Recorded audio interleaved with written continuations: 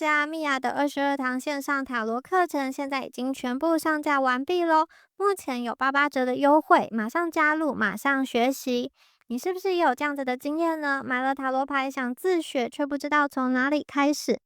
看了很多的影片，翻了很多的书，但是那些专有名词还是搞不懂。每一次解牌呢，都不大有信心，甚至越抽越迷惘，越抽越焦虑。其实呢，你缺的不是天分，而是一套温柔又有系统的学习地图。在课堂中呢，我会一步一步的教你从零开始跟你的塔罗牌建立真正的连结哦。那整套课程呢，分成4个章节。第一章呢，会带你认识塔罗牌的起源，教你挑选专属牌卡，并且如何和塔罗牌建立心灵连结哦。第二章解读塔罗的秘密语言，我们会逐章解析78张牌的牌意，让你轻松掌握大牌、小牌跟宫廷牌的能量和讯息哦。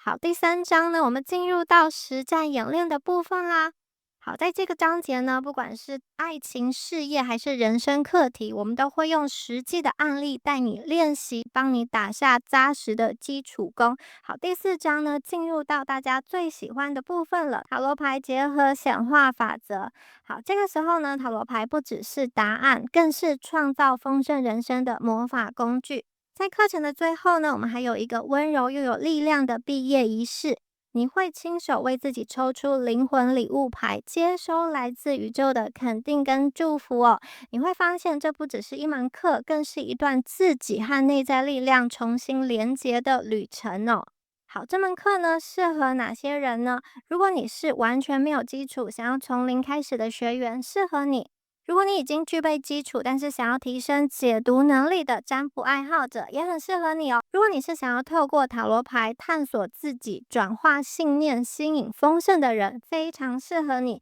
如果你想要成为专业的塔罗占卜师，打造你的副业的话，这堂课也绝对可以帮助到你哦。准备好开启你的塔罗旅程了吗？希望大家可以赶快加入，让我们一起成为灵性学习的好伙伴，一起探索未知，创造你的丰盛人生。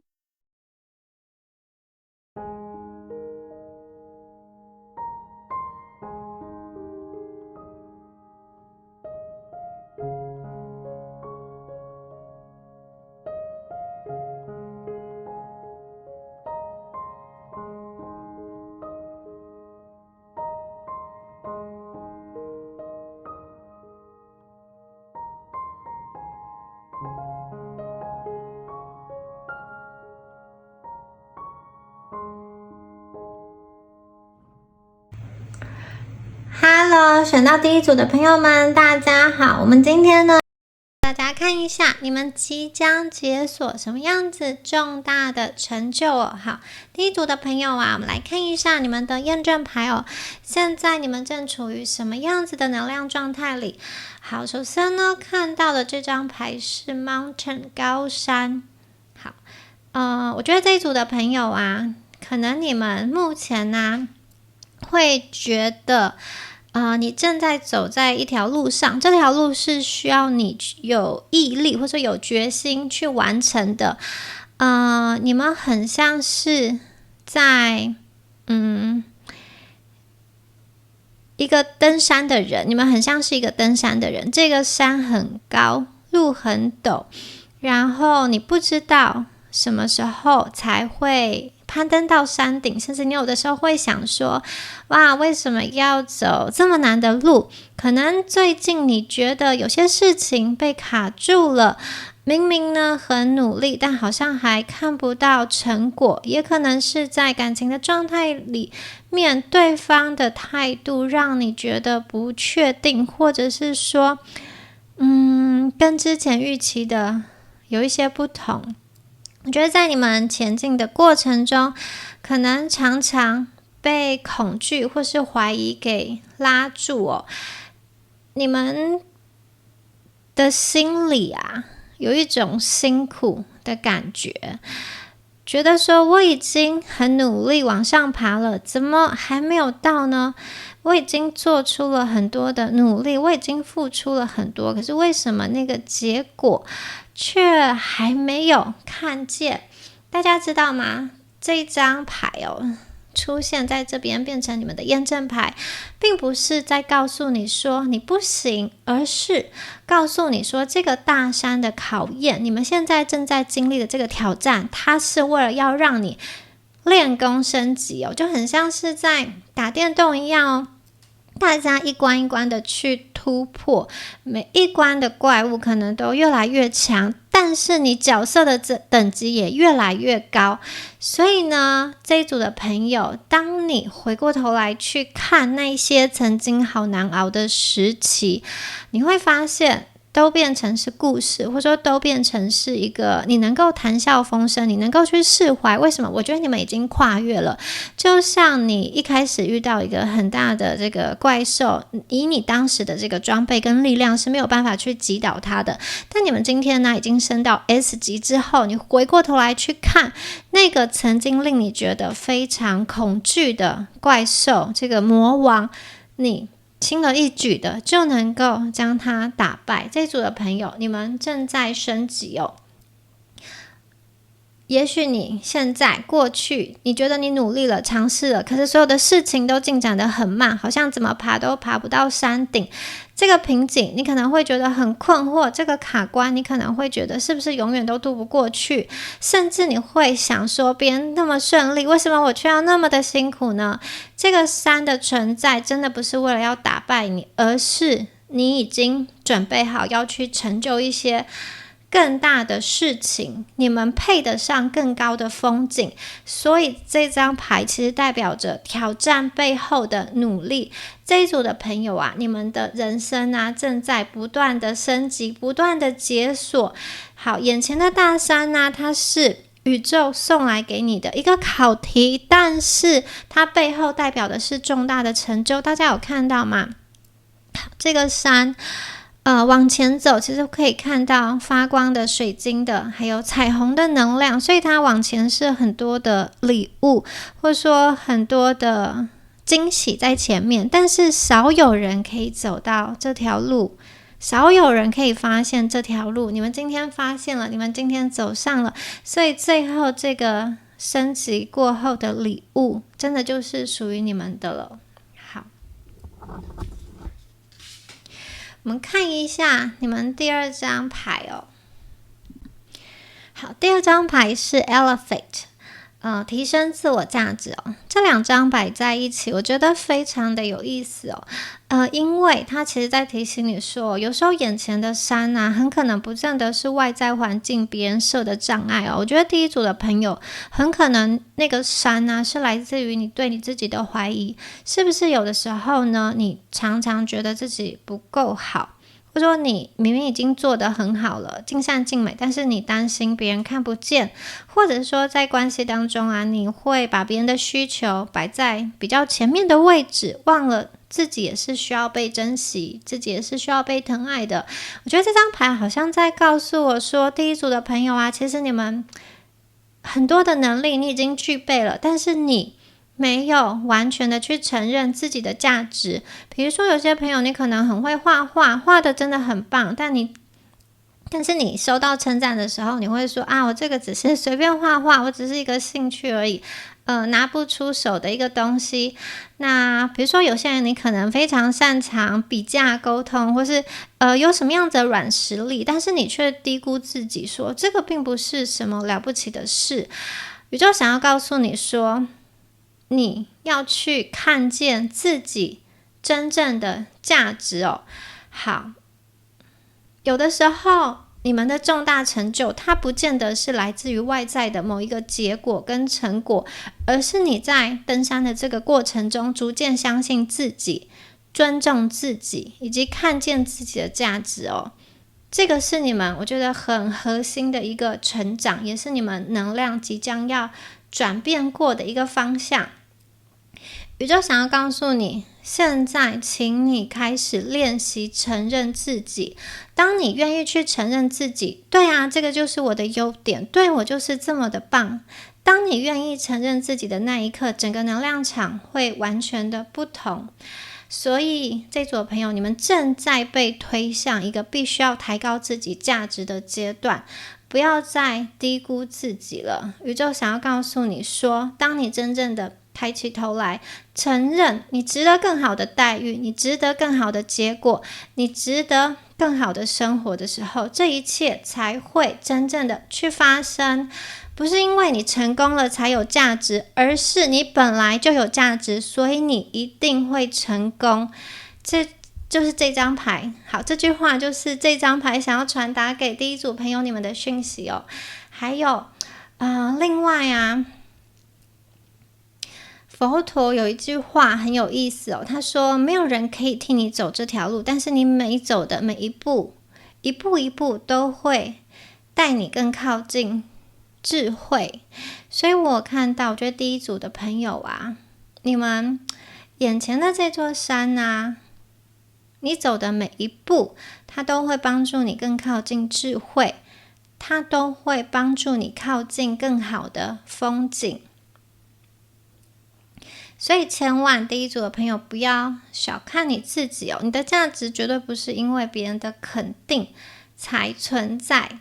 还有眼前的这个大山你们其实是可以解锁的，解锁之后你会看见不一样的世界。你本身的存在其实就值得爱跟丰盛，你不需要等到我变得更好，或是说做得更多更有钱的时候才去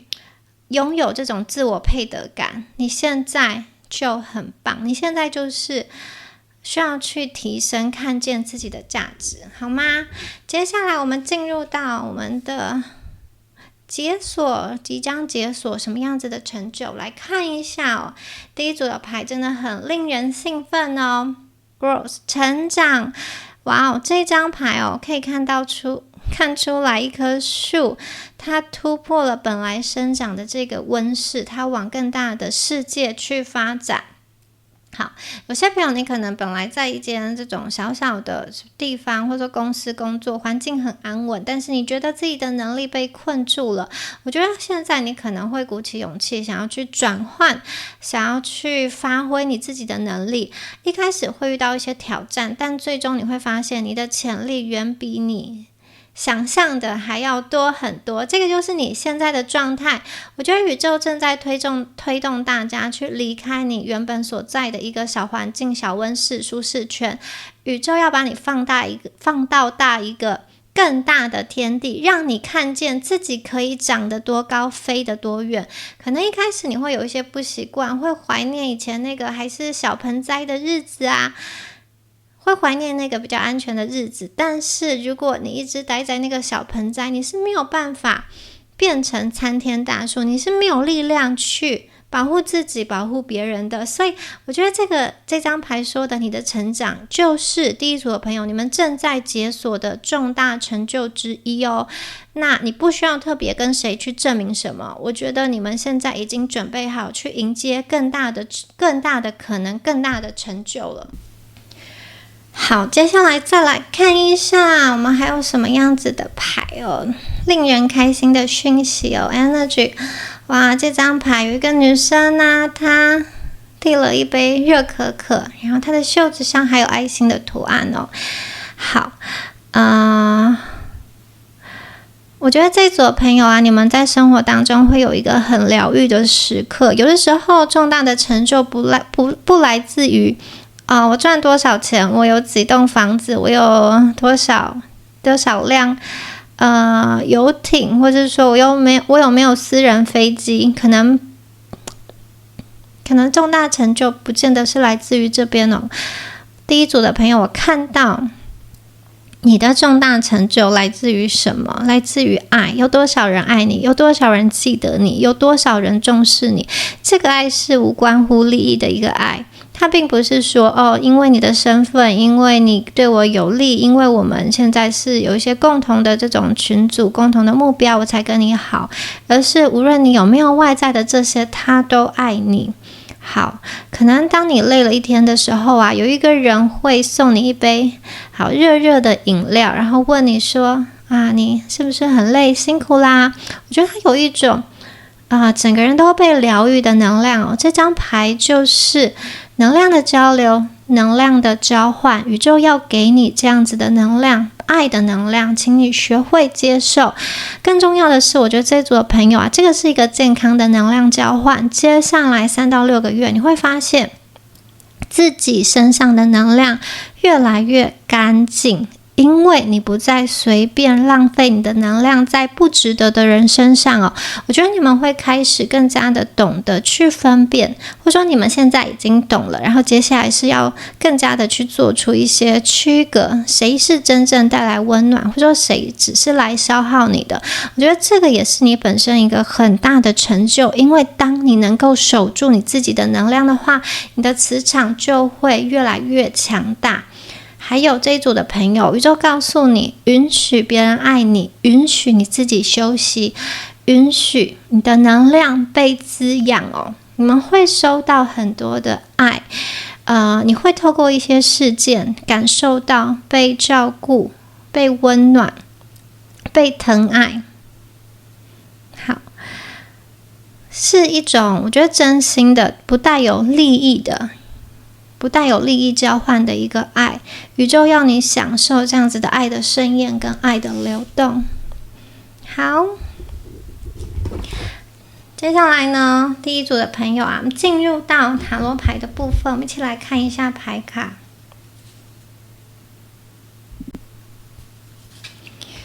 这边呢，女王牌、金币八，还有力量牌。好，先看一下这些牌哦。女王牌代表的丰盛跟创造，这组的朋友啊，我觉得你正在解锁的一个新的成就，它可能跟孕育还有创造有关。有些朋友你可能是真的要变成爸爸妈妈啦，你正在孕育一个新的生命，或者是说你们正在创造出一个新的东西、新的专案、新的生活、新的作品，或是新的计划、新的课程，然后甚至是一个新的自己哦。好，这张牌的能量给我感觉到滋养、创造，并且带来美好。我觉得这组的朋友啊，你们正在打造一个由内而外丰盛的生活。然后不论是我觉得在这个家庭环境，前面有说过有爱的连结嘛，这个我觉得爱的连结作为基础 ，Energy 这张牌啊，会让你其实心里是安定下来，不会觉得空空的。所谓空空的，就是我外在有很多的成就，可是我内在觉得空空的，我不知道哪里才是真正属于我的，或者说我不知道哪里才是我的家。我觉得这组朋友，你们那一种漂泊的空空的感觉要被取代，由内而外的一个温暖，你的内在正在开花。有一种这组朋友，我觉得放松下来啊，你其实身体里面有很多温暖跟柔和的力量。这张牌是阴性能量的一个代表哦。阴性能量它不代表是软弱，而是丰盛。我看见一朵花开，整个春天就来了。这一组的朋友啊，你们会接收到爱，同时你们身上也会散发出爱。当你微笑，当你付出爱，或说当你去给人一句安慰鼓励，当你做一些事情，或是当你存在的时候，整个环境都会随之变得丰盛。你们内心有很多的爱，你们能够被滋养，也能够被滋养别人，所以这张牌的能量我觉得很美好。我觉得你正在解锁一个，就是你内心情感非常丰沛，然后能够有一些真实的感情的连接，无论是友情、爱情或是亲情哦，受到这些能量的支持哦。很多的事情你不需要一个人去面对，很多的问题你不需要一个人想破头，有人跟你分担，有人跟你探讨，有人跟你讨论，一起想办法。好，金币八，这一组的朋友啊，你们过去一日复一日的努力，或者说你们过去在某一个领域默默的坚持，这些东西，或者是说你在投资上一日复一日的一个积累，这些东西啊，这些努力会在未来累积成巨大的力量。好，你们的成功，我觉得不单单是因为运气跟幸运，而是你们过去很专注的在学习、在打磨、在雕琢，所以你们最后端出来的这个作品成就，或者说这个样貌，其实是很惊艳所有人的。有些朋友，你可能是用你的心用心在灌溉你的小孩，或是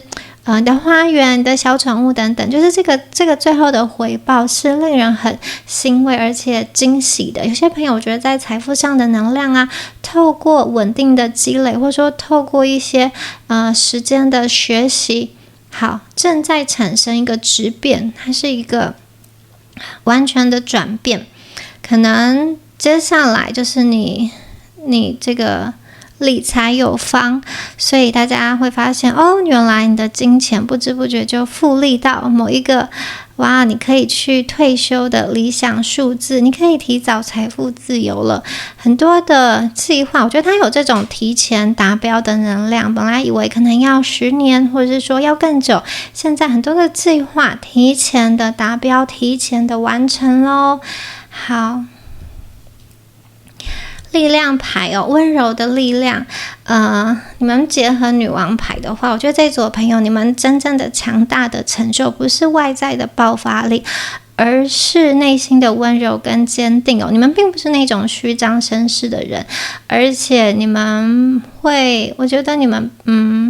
你们其实可以很就是像狮子一样，像老虎一样，你们其实是可以很凶猛，但是你们不会虚张声势，好像一开始就去亮你们的这些很利的一个爪子。我觉得你们反而会试图先用一种比较柔和的方式去处理生命当中的一些课题甚至有些朋友你是处理自己内在的一些恐惧的议题，那你们会学会去承认一些情绪，或者是说用爱跟耐心去看待自己心中拥有的这些情绪，恐惧、害怕跟担忧，那这些自然而然的会缩小。还有很多的时候，我觉得这组朋友你们有一种大智慧，就是会去分辨这个究竟是谁的课题呢？你们不会把别人的课题揽在自己的身上。那有些时候在工作上觉得压力很大的时候，也会有一个更转换的思考。好，大不了就这样。好，大不了就是说，好，如果老板现在生气了，好，那就让他生气啊。好，大不了就这样。因为这个也不是你能够控制的，那接下来的结果是什么呢？如果你可以去应对的话，其实恐惧会缩到最小。好，大不了就这样，大不了就是我的考绩被打差一点，然后就是可能拿到的奖金少一点，但是我还是可以过下去啊。没有必要让他的情绪来影响我，让我好像浑身焦虑、睡不着觉，损害我的健康，或是大不了我也有能力去换一份新的工作啊。好，这组的朋友，你们是有退路可以走的，所以不用在一个地方就是很纠结。这张牌提醒大家其实你们解锁的成就不单单只是外在的那些荣华富贵啊，或是外在的成功，而更多的是内在力量的觉醒。你更能够接纳自己，看见你的价值，而且不再被恐惧控制。好，刚刚说过，你们的人生真的不需要用大吼大叫或是很尖锐的语言去证明自己，或是这种激烈的吵架，其实用平稳的心会走得更远再来看一下，哇，你们连金币10都出现了。我们的金币10跟魔术师牌这组朋友，我觉得你接下来的成就真的会跟这种爱啊、家族的连结还有传承很有关系。它是一个长久稳定的祝福的力量你们可能正在为家人创造更好的未来，或是说正在打造某一个基础，为未来的自己建立保障，或者是说我觉得你家族跟家庭中的一些人，他们种下的种子其实会庇应你跟照顾你的，不管这个是有形的或是无形的。金币10的能量很温暖，也就是说你不是孤军奋战的，就是你家族中如果有人做了一些好事跟善事，他的这些善报也会回到你自己的身上，同样的你的成就也会影响的整个家族哦。我觉得这张牌有一个就是这组朋友，你们会去传承一些事情哦。你所做的努力，或者说你付出的一切，不单单只是为了自己的收获，我觉得它是一个可以传承下去的资产。比如说你累积的这些资产，它并不是只有你可以去享受，它会长大成一棵大树，它是可以一代一代的传下去的。也就是说，你的重大的成就，你的财务的成就，它并不只是一时的成绩，它能够带来长期的一个安全感跟基础。可能你达成了财富自由，然后你种下的这些种子，也可以帮助你的世世代代，你的后代，然后能够就是提早站在一个很好的起跑点上。然后我觉得这个家族的力量啊，它是需要用爱去稳固的。你们会有一些代代相传的精神跟信念。你们曾经种的这一棵树啊，它已经成长茁壮了，而且不只是自己乘凉，还可以去照顾到你心中认为很重要的人，而且它是一个持续丰盛的能量。同样的，我觉得你家族当中也会有一些人留上来什么样子的这个东西讯息，它是可以帮助你让你的人生更迈向丰盛，它是一个良善的循环哦。你们并不是单打独斗的能量。最后我觉得第一组的朋友很棒，显化的力量哦。魔术师从无到有去显化，去创造现实哦。宇宙提醒大家这张牌很关键，因为你们现在所做的一切都在创造，你的思想，你的言语就是那个创造的工具。当你开口说出话的时候，其实你是带着信念去说出这句话嘛，然后实相就是外在的实相就会随之改变，随之成型。比如说你常常对自己说我很幸运的话，久而久之你就真的会遇到更多的好事。这个就是显化的力量。魔术师的能量也是新的开始的能量哦，也就是说这组朋友你们会有一个新的面貌，活出你真正想要的自己。而且你们的成就它并不是只是想想而已，你是真的可以做出来。你们现在可能正在处于一个想要把想法化为现实，把梦想化成具体成果的一个阶段，确实是可以的。要留意一下自己是怎么样子跟自己去沟通的。你的思想，你的态度会决定你的行动，你的行动会决定你的习惯，你的习惯会决定你的性格，最后你的性格会影响变成你的命运。所以呢，要留意你的思想，你的态度，你的言语。这一组的朋友很多的显化就是从一个很小的地方开始。你们有魔术师的能量，要相信自己是拥有这个创造力，而且可以把你心中所想的化为现实哦。接下来我们来看一下动物灵性的牌卡。我们有 Butterfly 蝴蝶。好，蝴蝶象征着蜕变，所以也提醒大家要勇敢的跳出来，勇敢的展现自己，好吗？就像毛毛虫破茧而出一样哦，虽然很辛苦，但是其实只要破茧而出的那一刻，你就立马学会了展翅高飞。这组的朋友你的能量跟别人不一样，就是要跳出来，要区别出来，不要去隐藏自己的光芒，好吗？好，接下来呢，第二张牌是 Antelope。羚羊新的道路。宇宙告诉大家，我觉得你们会转向一个新的道路。现在的路途，或者说现在走这条路，你快乐吗？好，如果你不快乐，或者说有些朋友，如果你现在做的事情不是你想要的话，我觉得你们会调整，走上一条新的道路。宇宙要引领你到一个更辽阔的天地，或者是说有些朋友你可能会在你现在的道路中做一个小幅度的转向跟就是修剪或是调整，有可能是学习计划的一个调整，或是进度一个调整可能会有一些这种些微的一开始这种起头的改变，可是一点点的改变，就像方向盘一点点的就是转弯，就是一点点的这个弯度长久累积下来就会越来越不一样。看到有些朋友你们是大幅度的离开原本的环境，去到一个新的地方，有些朋友你可能是从一个小幅度的改变开始，然后最终呢你会走向属于你的新的道路哦。好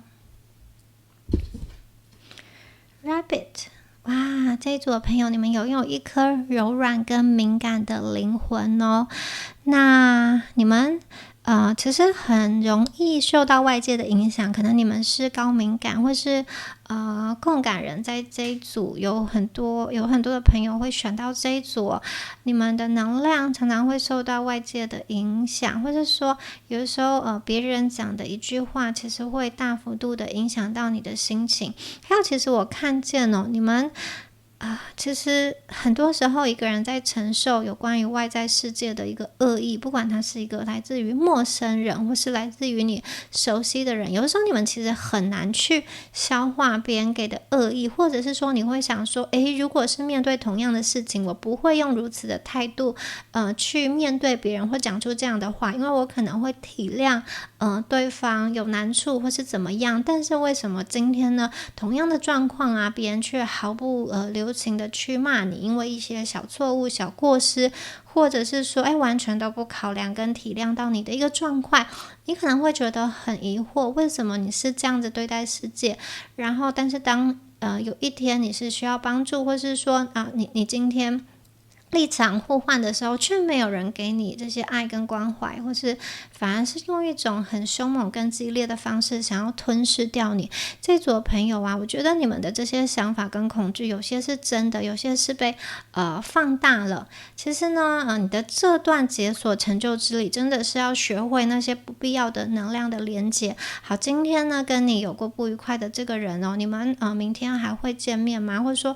以后再也不见了。然后重点是每一个人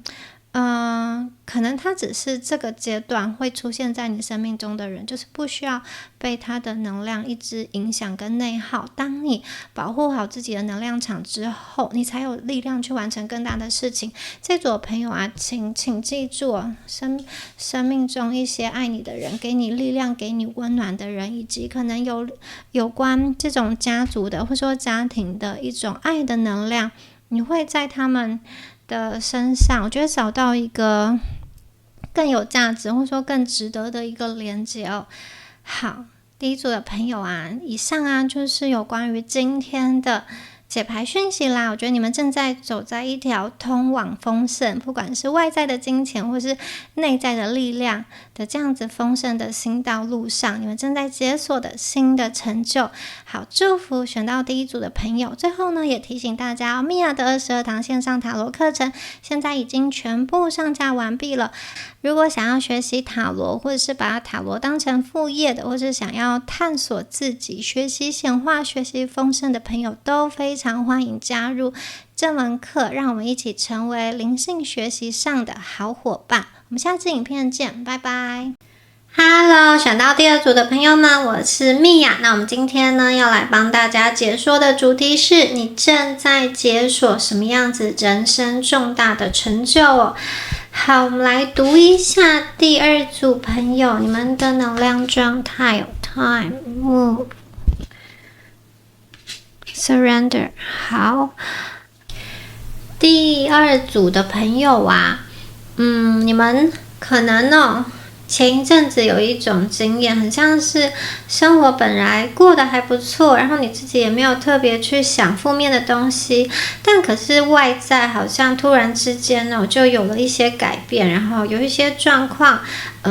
你觉得变得不是这么的有利于你，可能工作上有人针对你，或是财务上突然有压力，或者是人际关系突然出现了一些冲突，或是生命中发生了一些什么事情是在你预料之外的，你可能会忍不住怀疑说到底是哪里做错了，我也没有去显化这些事件，为什么会产生呢？你可能会觉得有一些不安好，来看一下你们的验证牌第一张牌啊，它是有一种酝酿跟等待的能量我觉得这组的朋友啊，你们很多人可能已经有一些行动，这个行动是好像内心的跟自己对话，或者是说展开一些计划，或者说灵性上的一个学习，那你会觉得好，我的外在为什么还没有变呢？或者说我明明没有显化负面的东西，这种为什么会有一些就是突如其来的意外事件，没有想到的状况发生呢？好，第一张牌它代表的是酝酿哦，宇宙想要告诉你的是，可能你内在已经改变了，但是外在的实相它还需要时间跟上哦。灵性导师内维尔他曾经说啊，外在世界是一个延迟的镜子，也就是说，这组朋友，我觉得很多的你们意识已经改变了，但现在就卡关在你的外在环境，它不是立刻的变动，它会需要一段时间来抓住你的新的这个意识跟新的概念，就很像是你换了一个新的导航，但是车子还在旧的路上跑，它可能需要一点时间才会完全切换到一个你现在在走的，你现在想要走的这个新的方向。所以呢，现在的困境它并不是一个失败哦，它只是旧能量的残影。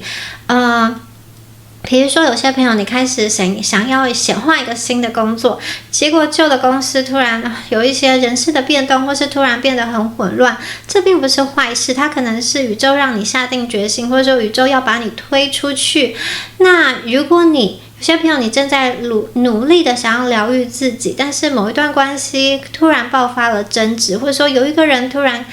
对你针锋相对，或是做了一些令你很痛心的事情，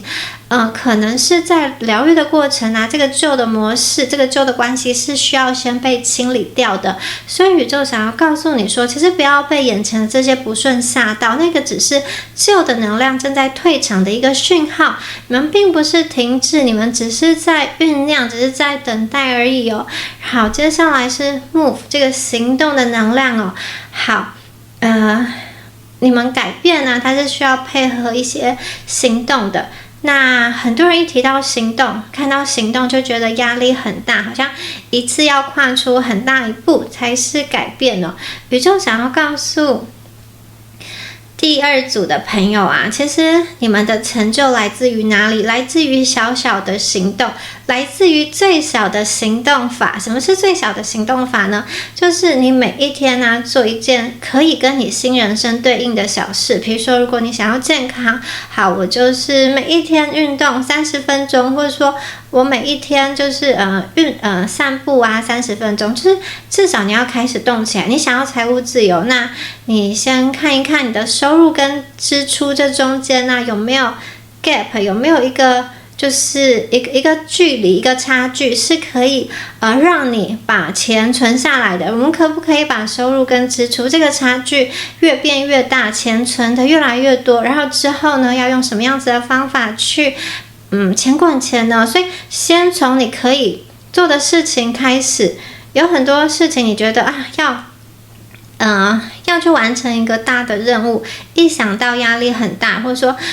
要走那么远就觉得压力很大，但是就先走5分钟的路就好了。如果你想要爱情，那你可以先对自己说一句温柔的话，或者是先做一件善待自己的事情。这个是宇宙告诉第二组的朋友要如何去达到解锁人生的成就呢？从小小的行动开始，这些小小的种子它会慢慢的累积，最后再变成巨大的收获，回馈到你们的生命中哦。当你开始行动的时候啊，有的时候宇宙会安排一些灵性考验，这个叫做事件之桥，就是可能你决定要显化新的东西来到你生命中的时候，有的时候有一些事件它的出现是为了要看你究竟能不能够去坚持你的信念。也就是说，这些打击它不是一个阻碍，而是一种你可以跨得过去的桥。跨得过去的这个桥，你跨过去之后，你就可以通往新的你自己，你就可以通往彼岸，你梦想的地方。好，第3张牌 Surrender 臣服哦，臣服不是放弃，而是信任宇宙哦。很多人都会在这里卡关，很多人都会想说，啊，我的显化究竟什么时候会来？为什么那个人还没有回应我？或是我这么努力，为什么还没有看到成果？那臣服的智慧在于，其实你不需要知道一切的答案，宇宙比你知道怎么样去安排结果。这一组的朋友啊，解锁你人生的成就，你的任务只有2个。第一个就是清晰你的意图，第二个是你活得像你已经拥有那个实相一样，你就是现在每天活着的样子，就像你已经拥有你想要的东西一样。剩下的交给宇宙。臣服呢，它是一个很难的功课，它并不是什么都不做，而是不逼迫、不焦躁、不怀疑宇宙的时机，允许奇迹用他自己的方式来到你的面前。好，这张牌也提醒大家有些事情它还没有来，可能是宇宙正在用时间去酝酿这个奇迹，也有可能是宇宙要保护你不去接收你还没有准备好承担的东西。有的时候有些朋友你可能会对特定的人或者说特定的事物去有一个愿望，对于这个人或是对这个事物的愿望，那究竟这个人或者说这个事物是不是你如你想的这样子，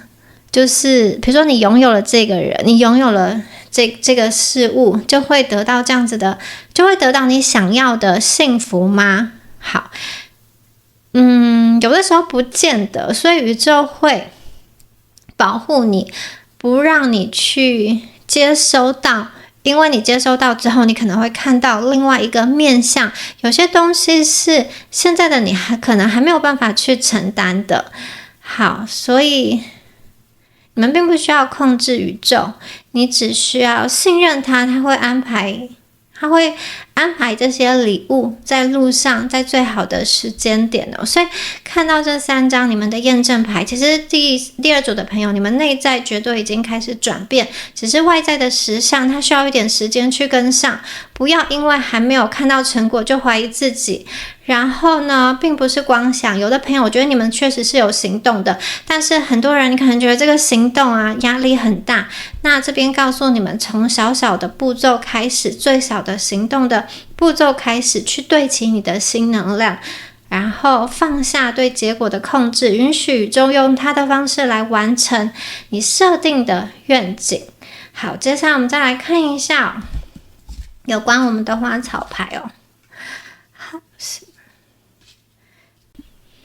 ，Wisteria。 好，看一下这2张牌哦。第一张牌是啤酒花，啤酒花是一种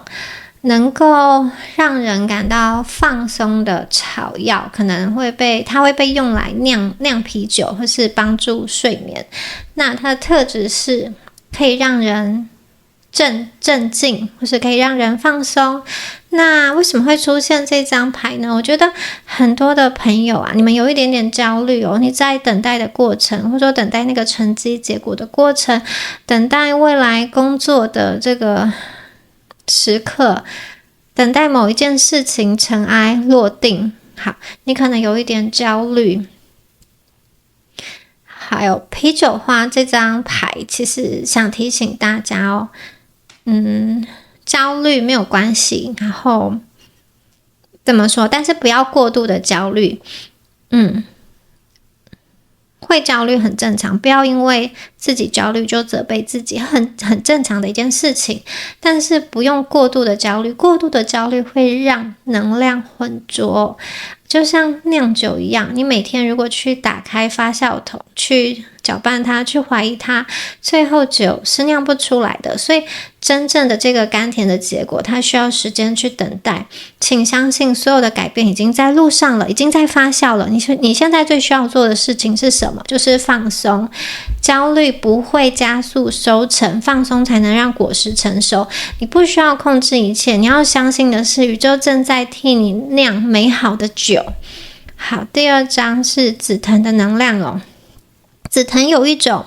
依附、攀附、缠绕的能量。紫藤它会缠绕着其他的柱子或是树木去生长，然后它需要一些时间才能长成一片很壮丽的紫藤花的这种花海。或者说这种花的瀑布很漂亮。那这张牌的讯息是说，其实你的生命当中啊，有一些依附它拖住你，你要去达成这个重大的成就，就是要把这些依附剪断。那紫藤花的讯息在告诉大家，其实你们会达成一个重大的成就，就是把一些拖住你的信念、关系等等的去剪断。这是第一个讯息可能是某一个人对你的影响，或者是说你内心对于自己的恐惧，我不够好，我不可能成功，这种恐惧它会被剪断，或是会被丢掉。这个是第二组朋友你们会解锁的重大成就。还有一个就是我觉得你们会建立一种健康的依附，在关系中啊，你们会开始建立健康的连结，或是加深一种健康的连结。你会用爱在支持彼此，就是支持你跟你身边你所爱的人，而不是陷入一种依赖跟拖累的关系你们的关系正变得更加的健康，无论是在家庭、亲情或是友情方面都会有这样子的一个转变。我看见你跟你所爱的人或是所重视的人，你们会互相成就，彼此绽放，而不是一个人拖住另外一个人，或者说一个人依附在另外一个人身上，然后让被依附的人窒息。对，你们会开始建立一段健康的关系。Redwood， 好，千里光它是一种清理的能量。千里光呢，在中药里面啊，其实可以用来清热解毒。虽然它常常被视为杂草，但它其实有强大的生命力它在那种荒郊野地里也可以去生长，而且它有清理的能量。这张牌出现的是你们要解锁的重大成就，就是哇，宇宙要安排一个很棒的清场在你的人生的舞台中，有人突然对你不好，有些事情突然崩解，这些都代表旧的能量要被排出了。这个混乱并不是惩罚，而是给你的一个清理就像如果你们要盖一栋新的房子，就需要把旧的房子可能先拆掉，或者说你可能要把这个旧的这个装潢先打掉，然后你再重新的去摆设，去装潢你所要的那个样子，对不对？还有这个过程看起来很混乱，但其实最终是为了要迎接新的东西啊。所以我觉得你们的解锁的这个过程啊，会有一个结束，但是这个结束你们要去期待的是结束过后会有什么新的开始。所以期待的是即将来临的这个天亮、黎明跟明天。这组的朋友啊，你们身上的能量就是我觉得它是不断的在往上去搭建的。你们好像想要去看更高更远的地方，或是你们就是有这样子的欲望，不断的去往上走。过去发生的一切，我觉得都会成为你们的垫脚石。你们可以拾级而上，去到你想去的地方，所以不要害怕。特别是第二组的朋友，如果你生命中面临一些比较重大的转换的话，我觉得宇宙会护送你到那个新的能量场中。好，我们接下来看一下塔罗牌的部分。好，我们继续帮第二组的朋友看一下我们的塔罗牌我们的塔罗牌有圣杯一、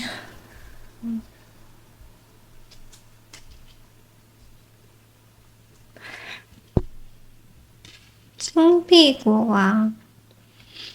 我们的恶魔牌。好，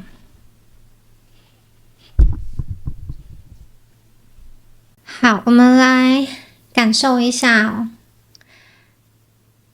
来，圣杯一这张牌呢，象征着新的情感的流动、新的连接、新的创造力，它是一个能量很强的牌哇，我觉得这边大家有看到若隐若现的彩虹吗？这边呢，第二组的朋友，你们即将打开心轮，你们要迎接一个能量层级的提升哦。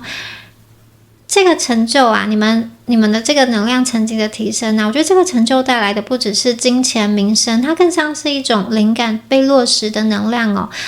灵感被落实之后呢，这些金钱跟名声，还有外在物质世界的成就，它自然而然水到渠成的会来。有些朋友可能会收到一个灵感，或者有一个点子，它是让你可以开启新的事业、新的专案，它是实际可以去赚钱的，就是怎么样子的技能或是改变，然后让你可以去赚到哇，你以前想不到的一种赚钱的模式或者是方法。还有第二个是，有些朋友你可能会在一段关系中去发现它的真实的意义，并且做出清晰的选择，可能是你跟某一个人更加的靠近，更加的理解彼此的心意。还有一些朋友，我觉得你会感受到自己内在的一个自爱跟稳定的能量哦，你会发现你自己终于愿意承认自己，然后去看见自己内在的美好，允许自己成功哦。你们会去接收新的爱跟灵感，然后这些东西都会成为你们重大成就的燃料。接下来金币国王，哇，金币国王非常的棒，它是一个很强烈的落地的象征哦。好，它具有一个很强的物质世界的创造力。你们即将进入到一个可以稳定的掌控物质层面的阶段。我觉得你们已经拥有完成某个目标、某件事情，或是某一个项目所需要的能力跟资源。你们会收到实质的肯定，升职加薪、成功，被看见、被拓展出去、被发现、被更多人的知道。或者是说上台领奖、通过考核考试、成果显化之类的，达成你的目标，财务上的一个目标。你们能够建立一个可以让成功延续的系统跟结构，这个并不是一个短暂的高峰，而是一个长期可以维持的成功的模式。如果你曾经怀疑说你可以成功吗？或者说如果你曾经失败，你会想说我可以东山再起吗？这张牌告诉你说你可以的，而且你会看到证据去证明这件事情哦。你们的成功不是有可能成功，而是你们会成功，而且它会带来一个持续性的成功。好，那另外呢，这张牌也直接点出了你们在物质上的这个成就，它是很稳定的，而且有一种自主的能量。也就是说，你的这个来源，或者说你的这个物质成就，它并不是好像要靠着谁，没有这个人我就倒了，靠山山倒，靠人人跑，不是这样。你们是有一个独立跟自主的能量，你可以掌控住这个成功的状态，好，稳定的收入，成熟的管理能力，或者是说你跟金钱建立一个健康的关系，不会说我赚很多钱，但是我也花的很多，我留不住金钱，最后我反而刷卡负债，变成金钱的奴隶，不会这样的。这组的朋友如果你之前曾经经历了财务的压力，或者是一直处在一个不稳定的工作状态，这张牌告诉你说你正在走向一个掌控感跟丰盛并存的一个财务阶段哦。好，那这边有个提醒就是你们不见得一开始就是要做什么很大的事情，而是稳住眼前你可以完成的小事有的时候呢，如果有很多的地方都在打仗，你就缩小战场，并且持续耕耘你真正在乎的那些价值。你每一天可以持续稳定的做哪一些小事情呢？它就是在打造你未来的丰盛哦。好，我们接下来看到恶魔牌，它是解锁什么？解锁你们的一些内在的隐藏的隐性的一些限制恶魔牌在这边有一个很重要的讯息很多的朋友你们要解锁更大的成就，就在于你要去意识到你有一个旧信念的锁链，把它解开。这些信念可能是我不配拥有更多我成功了会不会被讨厌，或者说会不会被很多人攻击，或者是说我用这样子的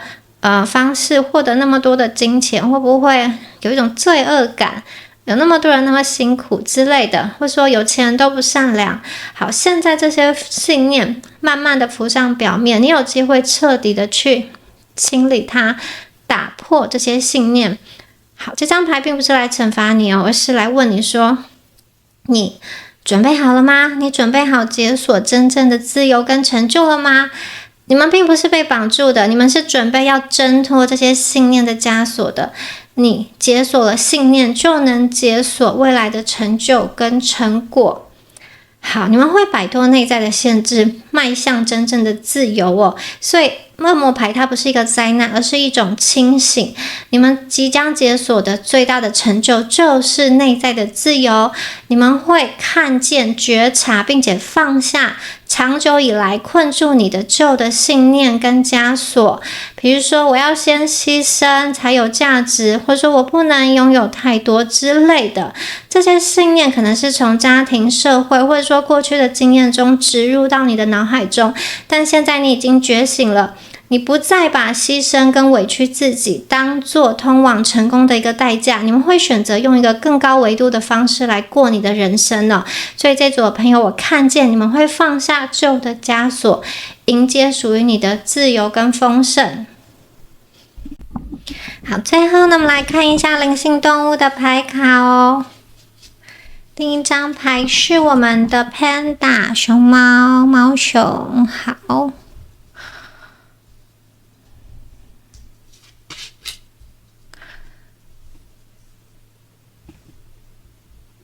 平衡的能量哦，这一组的朋友啊，你们的成就啊，或者说你解锁的人生重大的成功啊，它并不是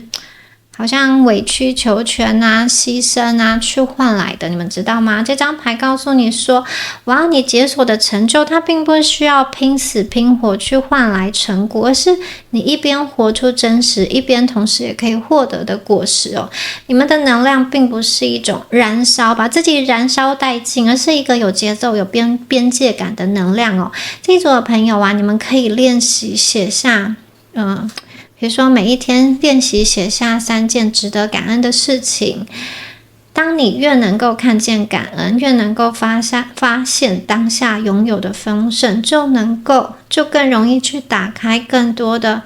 接收丰盛的管道。它就有点像是练习看见丰盛。好，你们可以拥有不是这么燃烧自己、委曲求全的成功，而且这张牌熊猫告诉你，你需要把平衡这件事情记在心中，不管外在世界多混乱，感恩啊，可以让你把注意力拉回到此刻的美好上。Polar Bear 北极熊哦，好，北极熊象征着疗愈，好，也象征着你们独立完成蜕变的力量哦。过去的孤独、过去的低谷、过去的煎熬跟焦虑都不是白费的，他们锻炼了你，让你可以准备好承接你们下一个阶段的这个成就。所以我看见你过去的伤痛会变成你力量的泉源。这组的朋友啊，你们解锁了什么？你解锁了如何照顾自己、保护自己。你可以成为自己生命的领导者，你解锁了这样子的能力哦。你们可以每一天在洗澡的时候啊，做一个这种能量洗涤的仪式，去观想所有的压力跟负能量都被水冲走，让自己的身体重新回到一个稳定的状态哦。你们解锁了一种力量，就是你疗愈了过去，现在可以承接更大的礼物哦。同时啊，你们也允许自己的焦虑被交出去。好，这个世界有比你更大的存在，把你的焦虑交给他。最后一张牌 Dog 狗狗，这张牌真的很厉害，而且出现在结尾非常的令人感动。它代表是神圣的服务哦。你们的你的人生会去影响到其他人哦。它是一张很特别、很神圣的牌。我觉得你们现在正在去进入到一个你真正的灵魂的任务里面，你即将解锁的成就不单只有爱跟金钱，而是一种意识的转变呢。我觉得这组的朋友啊，你会从自己开始，就是首先你会问自己说，你要怎么更好的服务你自己。很多人认为就是影响别人、服务别人，就是一开始就要去帮助别人、鞠躬尽瘁，不是哦。最重要的是你要先服务你自己。在爱情里面，你要先满足自己的需求，而不是一直牺牲。在工作里面，你也要学会照顾自己的边界，而不是一味的忍让，忍耐，然后在家庭里，你也要先学会爱自己，照顾自己，才有能力去爱你的家人。所以，当你服务自己的时候，其实就是在服务宇宙。当你照顾好你自己的时候，才能照顾好你身边的人，才能照顾好世界。然后呢，你照顾好自己之后，你会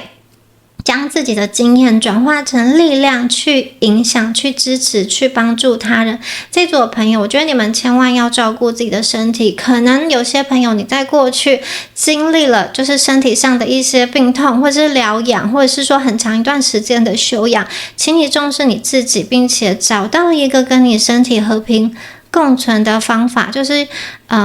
想象一道温暖的光在包围你曾经受伤的地方，在打仗的地方哦。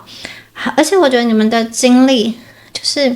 会去感动到别人。这组的朋友，可能你是创作者、咨询师，你是老师，你是别人的父母，你是经理人，你是管理者，你是疗愈者，你是朋友。好，不管你是什么样子的形式，我觉得你的经验都会影响别人，成为别人的光。你的存在本身就是一种神圣的服务。那最重要的是，要从照顾好自己开始。你们即将解锁的成就，就是心灵的自由跟信念的提升，好吗？你的成就照亮了你自己之后，其实你们还有力量可以去照亮其他人的。好，非常棒的一组牌耶！第二组的朋友，恭喜你们！那另外也提醒大家，米娅的22堂塔罗课程现在已经上架完毕咯。如果想要学习塔罗占卜，或是想要多一项副业、多一项技能，或是想要学习显化灵性探索的朋友，都欢迎加入，让我们成为灵性成长道路上的好伙伴。我们下支影片见咯，拜拜！Hello， 选到第3组的朋友，大家好，我是米娅。那我们今天呢，要一起来帮大家看一下，你们即将解锁什么样子的人生重大成就哦。好，第3组的朋友，我们来看一下你们的验证牌哦。Hold the light, Kindred Spirit。好，首先呢，我感受到的能量是，我觉得第3组的朋友啊，你们的心轮正在打开，正在被爱点亮。可能你们过去有一段时间，你的心轮是紧闭的，你觉得很孤单，然后你觉得这个世界上不知道有谁可以去相信，不知道这个世界上有没有真心的无条件爱你的人，你可能会有一段时间觉得自己是不被理解的。然后我现在看到的是，就是你心里曾经被冰封住的地方啊，现在正在慢慢的溶解哦。我觉得你内在会感受到自己有一个新的力量，你愿意去感受。过去你可能为了要表现一个坚强，你把你的感觉切断，或者是说为了不要感受到痛，你把其他的感觉也切断了。我现在看到的是你们心里那个对爱的不信任，然后对于人的不信任，有一些东西慢慢被敲碎，慢慢被溶解。你们的心啊，有一道光芒，然后你们的心轮被打开。打开之后呢，你可以更自由的去感受，你不需要再压抑，你不需要再假装坚强。我觉得你可以更加的诚实面对自己的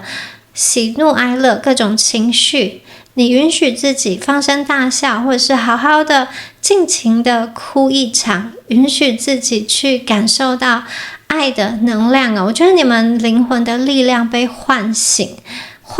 了，所以我觉得这很像是宇宙给你们的第一个礼物，就是你心的自由哦。这一组的朋友啊，其实讯息很明显告诉我说，你是一个带光的人哦。你们天生就带着温柔纯净的频率，真的很特别的一个能量哦。我觉得你们是独角兽，愿意去发现跟靠近的人，这样子的灵魂，你可能比一般人更加的敏感，更容易感受到环境的能量，甚至我觉得在人群当中，你会自然而然的成为那个大家想要去依靠跟靠近的人，或者是小朋友特别的喜欢你身上一些单纯的能量，也可能是小动物等等的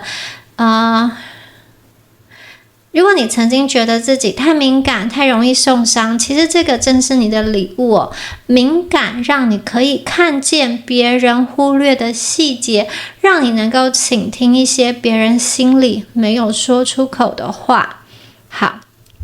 那也因为敏感啊，你可能会发现就是自己非常或者说特别容易受到这种情绪的影响。当有人误解你，你很容易放在心里很久，或者说当有人离开你的生命中，或者说离开你的生活圈，你可能要花真的好长一段时间才能够放下。但这个并不是你们的弱点，而是你们灵魂选择的一部分哦。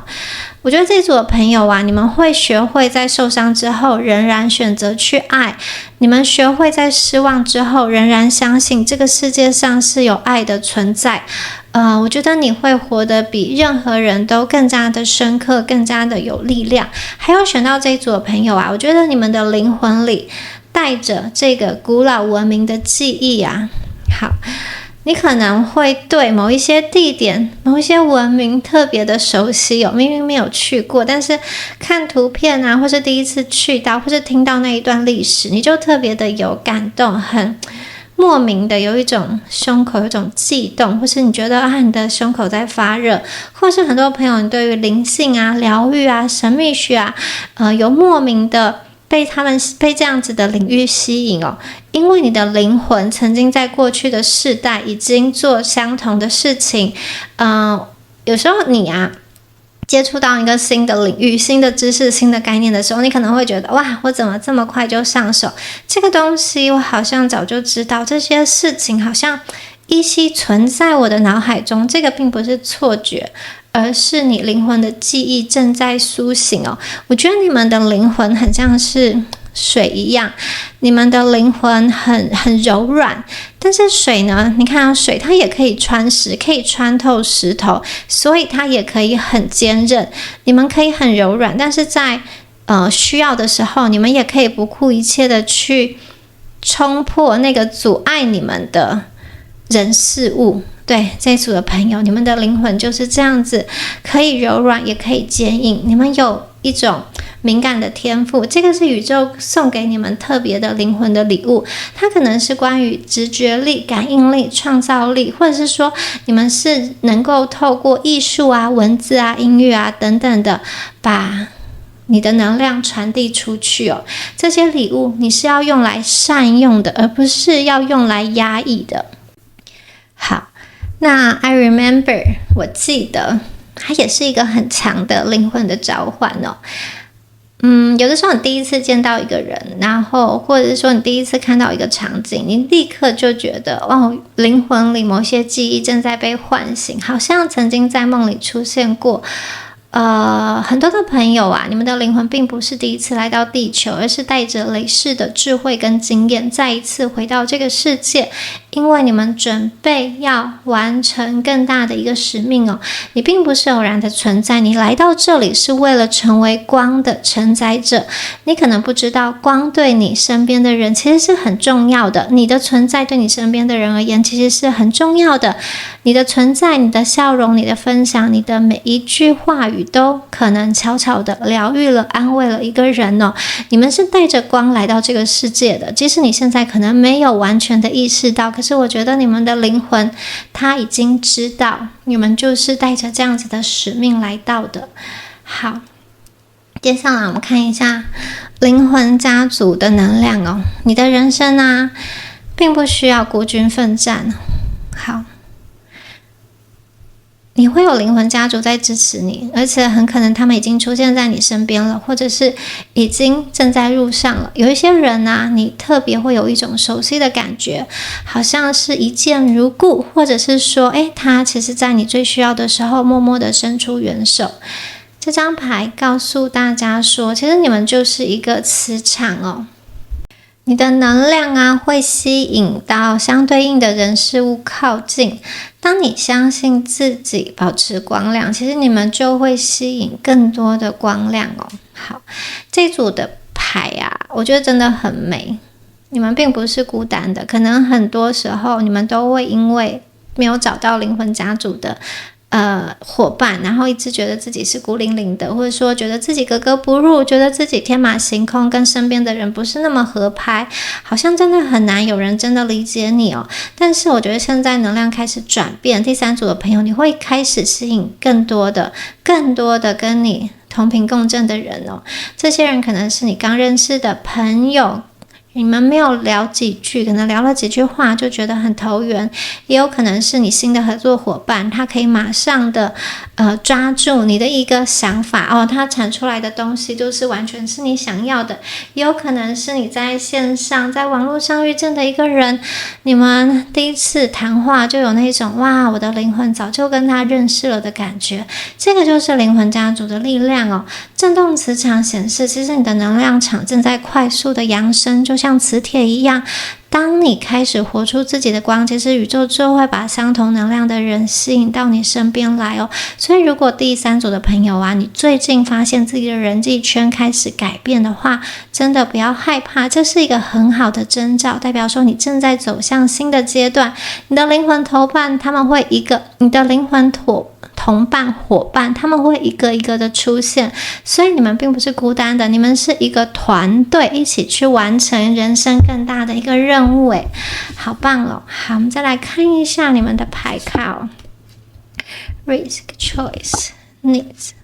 你们在解锁什么样子的成就呢？好，我觉得这个成就啊，首先它可能是需要去承担一些风险的。这个成就啊，有些人如果不愿意去承担这个风险，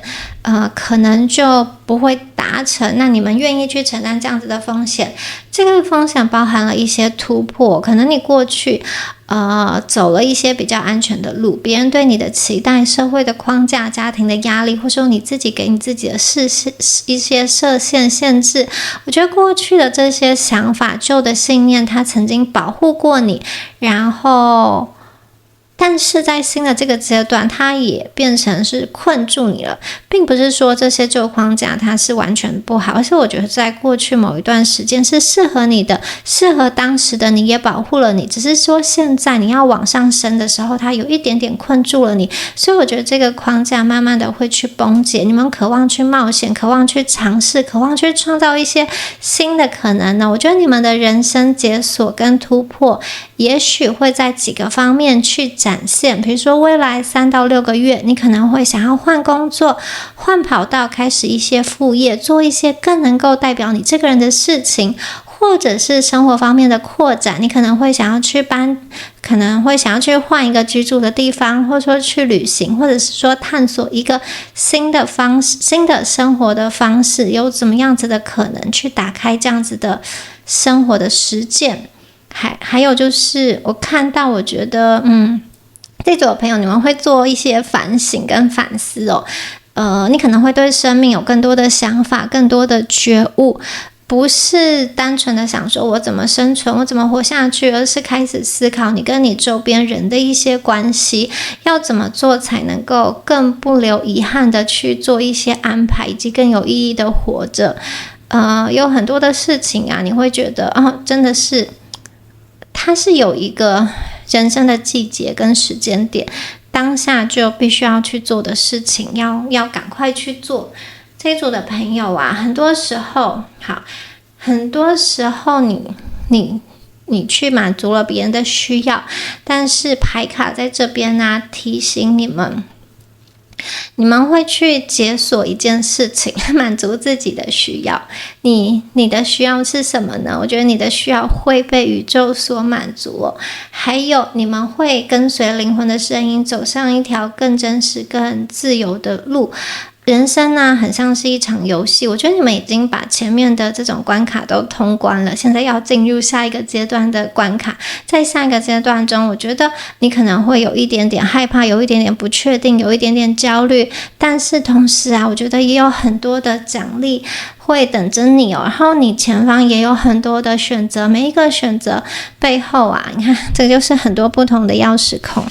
你用不同的钥匙去解锁不同的世界，有彩虹，然后也有下雪天，也有闪电，然后也有雷雨，然后还有大晴天、大太阳，都是解锁不同的人生的体验。我觉得在你们往前走的过程中啊，其实你会感受到爱。在你觉得自己好像快要撑不下去的时候啊，宇宙会安排某一个人来到你身边，或者是说透过一句话来感动你，或是透过某一个因缘际会，某一个缘分来帮助你去度过这样子的难关。这个是宇宙的安排。因为第三组的朋友啊，我觉得你的人生是有更高的智慧在保护你，在你转变的过程，灵魂升级的过程啊，可能有一阵子灵魂是比较脆弱的，宇宙要保护你不受到伤害。好，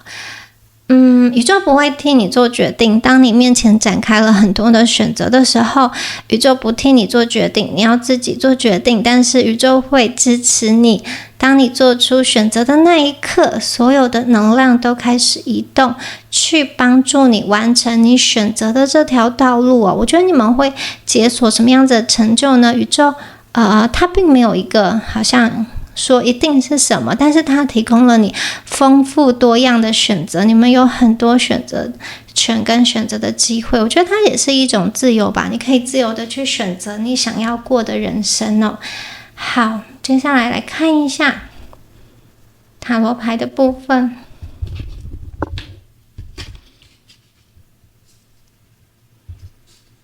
我们有皇帝牌，我们有宝剑一，我们有权杖皇后，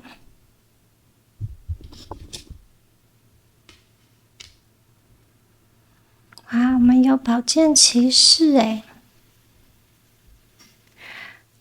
你们呢，对生活有一个掌控感，然后你不仅能够自己站起来去完成一些事情，你还能够带领其他人一起前进哦。很可能我觉得在第三组的朋友身上，你会被看见，你的能力会被肯定，你会被放在一个更加重要的位置。有人呢会因为你受到感动，受到启发，你们的影响力会渐渐的扩大。还有就是你会发现哦，在灵魂层次上，你会思考的更加清晰，更加的稳定，不再像以前一样，好像很容易受到别人的情绪牵动跟波动。我觉得你会用一种更高的视角来看待你现在所处的环境，以及发生在你自己身上的事情。当别人还在比如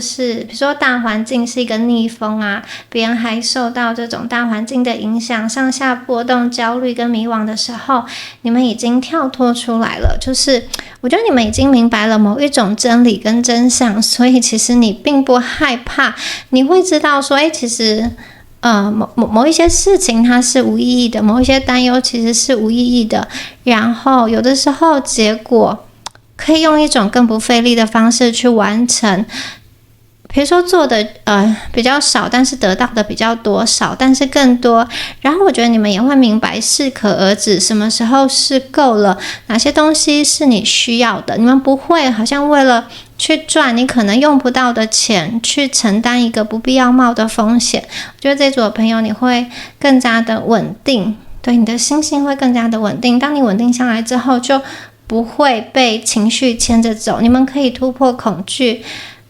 用一个更清晰的头脑，更果断的行动去行事。那我觉得你们也带有一种探索这个世界的能量哦，宇宙会给你这样子的机会，选择去探索，去尝试。你们的心是自由的，然后你们人生舞台有一种扩展的能量。很多的朋友，我觉得你们会受到比如说新的知识的体系所感动，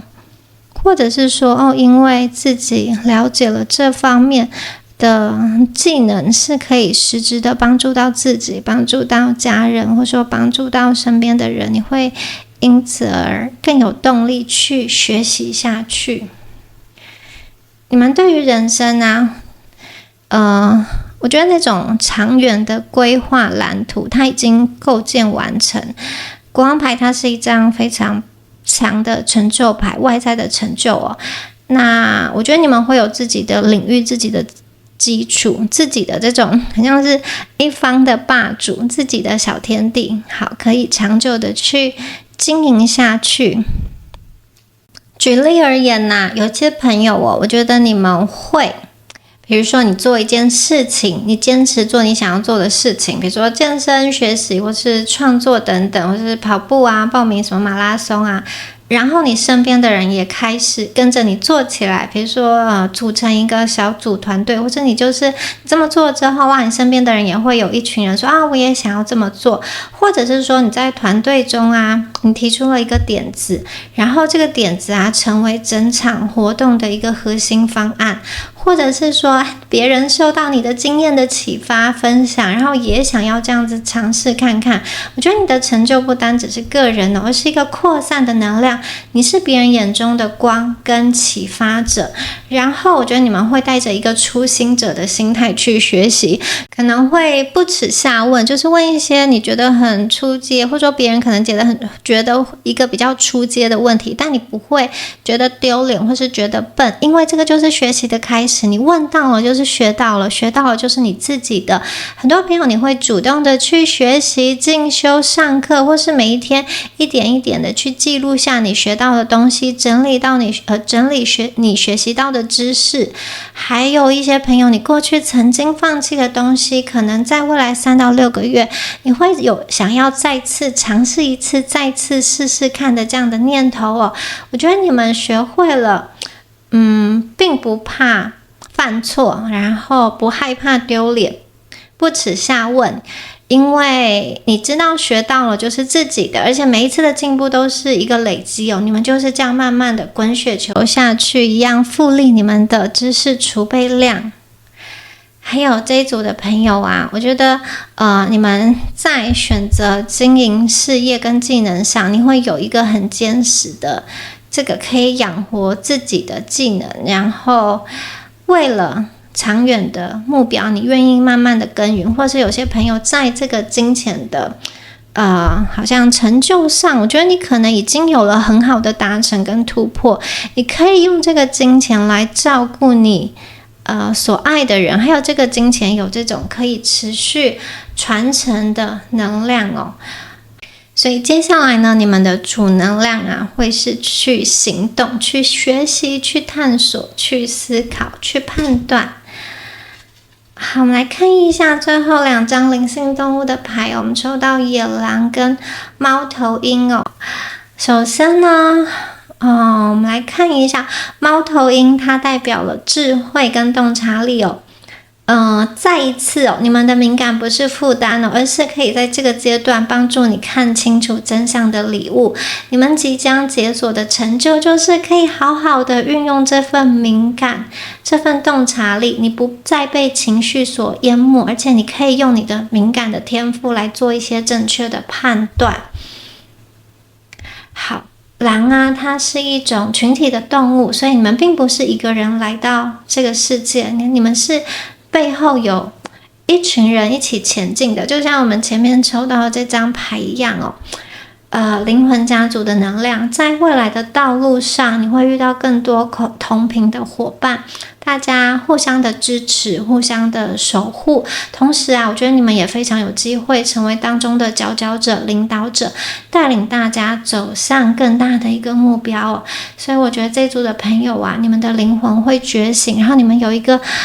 带领的能量，你会越来越清楚自己的天赋，接纳自己的这种很独特的洞察力跟敏感的部分，这个是宇宙送给你们的礼物。你会把这个礼物、这份天赋运用在正确的地方，那你们会勇敢选择属于自己的道路，突破过去的限制，并且展现真正的力量。我觉得你们会进入一个非常稳固跟坚实的基础，可以去影响别人，并且带来光跟疗愈的力量。所以请相信，你们正一步一步走向更大的舞台，你的守护天使、灵魂家族跟整个宇宙其实都在看着你，你的未来正在被打开，你们的光会被更多人看见。